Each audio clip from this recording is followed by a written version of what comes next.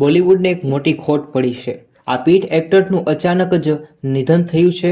ઓમ શાંતિ જરૂરથી મિત્રો કોમેન્ટની અંદર લખી નાખજો। હાલમાં મોટા સમાચાર સામે આવ્યા છે। બોલિવૂડ અને ટીવીના પીઢ અભિનેતા વિક્રમ ગોખલે હવે આ દુનિયામાં વિદાય લીધી છે। વિક્રમ ગોખલે લાંબા સમય સુધી હોસ્પિટલમાં દાખલ રહ્યા, ત્યારબાદ સારવાર દરમિયાન તેનું નિધન થયું છે। મોટા સમાચાર સામે આવ્યા છે કે વિક્રમ ગોખલે લાંબા સમયથી બીમાર હતા અને હાલ તેમનું નિધન થયું છે। સૌથી મોટા સમાચાર જરૂરથી કોમેન્ટમાં ઓમ શાંતિ લખજો। યુટ્યુબ ચેનલને સબસ્ક્રાઇબ કરજો।